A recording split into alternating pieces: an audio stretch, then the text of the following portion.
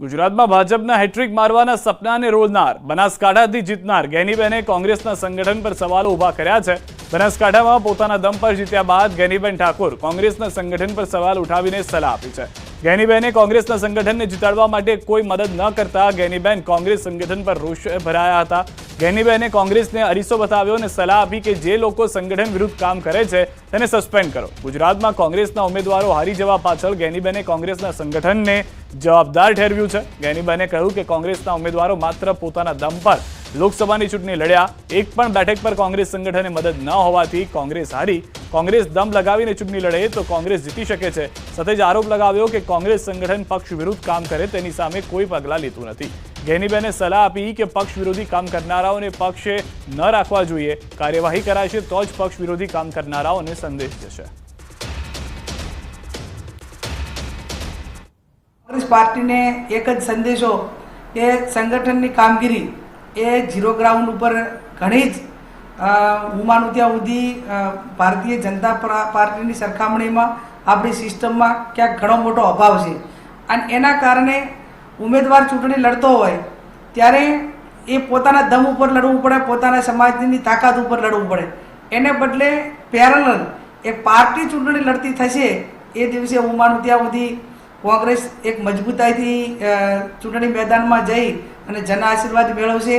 અહીંયા મતદારો કોંગ્રેસની સાથે છે, પણ ક્યાંક નાના મોટી સિસ્ટમનો અભાવ હોય, પક્ષ વિરુદ્ધના કામો જે કરતા હોય એ લોકોને જે પાર્ટીના પેલા નિયમ પ્રમાણે એને કોઈ સ્થાન ન હોવું જોઈએ આવું હું પોતે માનું છું। કેમ કે જે માણસ ખોટું કરે છે એને તમે ખોટાને કોઈ નાના મોટી સજા ન કરો અથવા તો એને પક્ષમાંથી દૂર ન કરો તો બીજા એનાથી પ્રેરિત થતા હોય છે અને પ્રેરિત થતા હોય છે એટલે દિન પ્રતિદિન પાર્ટીને નુકસાન થતું હોય છે। પાર્ટીના વિરુદ્ધમાં કોઈ પણ મારો સગો ભાઈ કામ કરે તો મેં પણ ક્યારેય એને લેટવાની ભાવના રાખી નથી।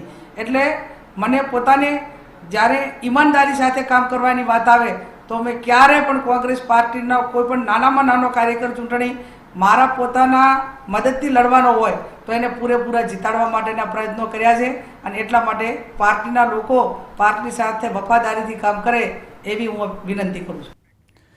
પરિણામ બાદ વિજેતાએ પરાજિત ઉમેદવારની પોલ ખોલી છે। છોટાઉદેપુરના વિજેતા જશુભાઈ રાઠવાએ શેર કર્યો વિડીયો। કોંગ્રેસના ઉમેદવાર પરિણામ પહેલા ભુવાના સહારે। છોટાઉદેપુરમાં કોંગ્રેસ ઉમેદવારનો વિડીયો વાયરલ થયો છે। સુખરામ રાઠવાનો ભુવા સાથેનો વિડીયો વાયરલ થયો છે। છોટાઉદેપુર બેઠકથી સુખરામ રાઠવા હાર્યા છે। ભાજપના વિજેતા જશુભાઈ રાઠવાએ ફેસબુક પર આ વિડીયો પોસ્ટ કર્યો છે। પરિણામ પહેલાનો વિડીયો હોવાની શક્યતા છે। સુખરામ રાઠવા ભુવાને પરિણામ અંગે પૂછી રહ્યા છે। રાજગાદી આવશે કે નહીં, સુખરામ રાઠવાનો સવાલ હતો, જેને લઈને સુખરામ રાઠવાના સવાલ પર ભુવાએ કહ્યું આવશે। પરિણામો આવી ગયા, ભુવાની ભવિષ્યવાણી ખોટી પડી।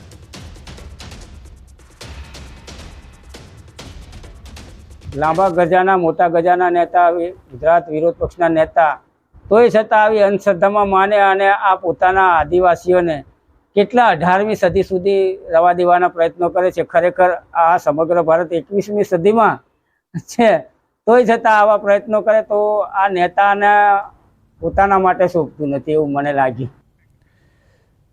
ભરૂચ અંકલેશ્વર જીઆઈડીસીમાં આગ લાગી છે। ખ્વાજા ચોકડી નજીક કંપનીના ગોડાઉનમાં આગ લાગી છે। સ્ટાર્ક કલર નામની કંપનીની ગોડાઉનમાં સળગ્યા હોવાના સમાચાર છે। ધુમાડાના પરિસ્થિતિમાં પહેલા તો આગ એટલી ભીષણ નહોતી લાગી રહી, પરંતુ ત્યારબાદ જે વિકરાળ સ્વરૂપ ધારણ કરી લીધું, ધુમાડાના ગોટા દૂર દૂર સુધી જોવા મળ્યા હતા। 5થી વધુ ફાયર ફાઇટરો ઘટના સ્થળે છે અને આગ બુઝાવવાના પ્રયાસ કરવામાં આવી રહ્યા છે। કઈ રીતે આગ લાગી તે હજી જાણી શકાયું નથી। પ્રાથમિક હાલમાં જે તપાસ છે તે માનવામાં આવી રહી છે કે શોર્ટ સર્કિટ કારણ હોઈ શકે છે, પરંતુ ખ્વાજા ચોકડી નજીક કંપનીના ગોડાઉનમાં આગ લાગતા આસપાસની જે દુકાનો છે, આસપાસમાં મકાનો જેટલા પણ છે, તમામ ખાલી કરાવવામાં આવ્યા હતા। સૌથી વધારે મહત્વની વાત, આગ એટલી વિકરાળ હતી કે પાણીનો મારો ચલાવીને હજી પણ આગને કાબૂમાં લેવાના પ્રયાસ કરવામાં આવી રહ્યા છે। વધુ જાણકારી મેળવીશું। ન્યૂઝ 18 સંવાદદાતા દીપક અમારી સાથે જોડાઈ ગયા છે। દીપક, હાલમાં આગને લઈને શું બધું જાણકારી મળી રહી છે? બિલકુલ સિદ્ધાર્થ, હાલ વાત કરીએ તો જે હાલ ઉનાળો છે અને ઉનાળામાં લગભગ 40 થી 45 ડિગ્રી તાપમાન રહે છે। ત્યારે આ તાપમાનમાં જે ખાસ કંપનીઓ હોય છે, કંપનીઓમાં વધારે પડતી આગના બનાવો બનતા હોય છે. આજે અંકલેશ્વર GIDCમાં આગનો બનાવ બન્યો છે, જે ખાજા ચોકડી નજીક આવેલ એ સ્ટાર્ટ કલર નામની જે કંપની છે, જે ગોડાઉનમાં ભીષણ આગ લાગી છે. આ આગ હજુ કયા કારણસર લાગી છે તેનું તારણ હજુ નહીં મળ્યું, પરંતુ જે આગ લાગી છે જેના જે ધુમાડાના ગોટે ગોટા છે, જે દૂર સુધી દેખાતા લોકોમાં ભય ફેલાયો છે. આ લગભગ 5 જેટલી ફાયર ફાઈટરો જે ઘટના સ્થળે આવી પહોંચી છે અને પોલીસ કાફલો પણ દોડી આવ્યો છે, પરંતુ આગ જે છે હજુ કાબુમાં આવી નથી અને આગને ઓલવવાના હાલ પ્રયાસો થઈ રહ્યા છે. પરંતુ વારંવાર આવી જે અંકલેશ્વર GIDCમાં લાગતી આગના બનાવો હાલ વધી રહ્યા છે અને લોકો ભયમાં રહી રહ્યા છે. જી, આભાર સમગ્ર માહિતી બદલ. તો હાલમાં જે જાણકારી મળી રહી છે તે પ્રમાણે પંચમહાલ લોકસભા બેઠક પર ભાજપના રાજપાલસિંહ જાદવે 5 લાખથી વધુની લીડ સાથે ભવ્ય જીત મેળવી છે. રાજ્યમાં સૌથી તો આગને લઈને આ મહત્વના સમાચાર. ભીષણ ગરમીના કારણે આગ લાગી હોવાની પ્રાથમિક જાણકારી.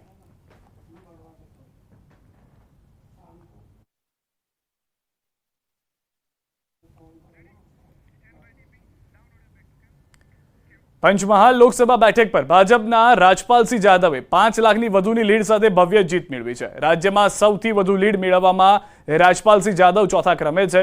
પોતાની આ ભવ્ય જીતનો શ્રેય તેમણે મતદારો અને કાર્યકર્તાઓને આપ્યો. ન્યૂઝ 18 સાથેની વાતચીતમાં રાજપાલસિંહે કહ્યું કે જનતાનું ઋણ તેઓ વિસ્તારમાં વિકાસ કાર્યો કરીને ચૂકવશે. પંચમહાલ લોકસભાના વિજેતા ઉમેદવાર આપની સાથે છે, તેઓ સાથે જ વાત કરવાનો પ્રયત્ન કરીશું. રાજપાલસિંહ જાદવ, આપનું ન્યૂઝ 18 ગુજરાતીમાં સ્વાગત છે. આપ 5 લાખ અને 9,000 જેટલા મતોની લીડથી જીત્યા છો. શું કહેશો, આ જે જીતોનો જશ તે કોણ આપશો? આજે પંચમહાલ અને મહીસાગર જિલ્લાના તમામ કાર્યકર્તાઓ દ્વારા જે દમધડકા તડકામાં પણ જે મતદાન કરાવ્યું છે, ત્યારે આજે 5 લાખ ઉપરની જે લીડ આપણને મળી છે, તમામ જશ હું તમામ કાર્યકર્તાઓને મતદારોને આપું છું કે જે સૌથી મોટું મતદાન કરાવી એ પણ ભાજપ તરફી, ત્યારે સૌ કાર્યકર્તાઓની જીત છે. એમનું ઋણ કેવી રીતે ચૂકવશો? કાર્યકર્તાઓનું ઋણ આ જે મતદાન કર્યું છે સૌથી બહુ મોટું ઋણ છે. જે પ્રજાલક્ષી કામો છે, જે કામો કરીને એનું ઋણ ચૂકવીશ. શું માનો છો, આપની જે લીડ છે ગુજરાતમાં, જે પ્રમાણે મધ્ય ગુજરાતમાં મંત્રી તરીકે આપનું નામ પસંદ થઈ શકે, શું જોઈએ? આ ભારતીય જનતા પાર્ટી જે નિર્ણય હોય, હું એક સામાન્ય કાર્યકર્તા છું ને કાર્યકર્તા રહીશ. જે ભારતીય જનતા પાર્ટીનો અને મોવડી મંડળનો જે નિર્ણય હોય એ જ સાચો નિર્ણય. આપને દિલ્હીનું તેડું આવ્યું છે જવા માટે? હા, આજે હમણાં જ ફોન આવ્યો છે અને આવતીકાલે અમને બધાને દિલ્હી. ચોક્કસથી આ રાજપાલસિંહ જાદવ હતા. તેઓ જણાવી રહ્યા હતા, હું પહેલા પણ ભાજપનો કાર્યકર્તા હતો ને આજે પણ ભાજપનો કાર્યકર્તા જ છું. જે ભાજપ નક્કી કરશે, જે મોવડી મંડળ નક્કી કરશે તેઓ સ્વીકાર્ય રાખશે. સાથે સાથે જે પ્રજાલક્ષી કામો છે તેના થકી તેઓ મતદારોનું ઋણ ચૂકવશે. રાજેશ જોશી, ન્યૂઝ 18 ગુજરાતી, ગોધરા, પંચમહાલ. સમાચારોમાં હાલ રોકાઈશું એક વિરામ માટે. આપ જોડાયેલા રહો ગુજરાતની number 1 news channel news 18 Gujarati સાથે.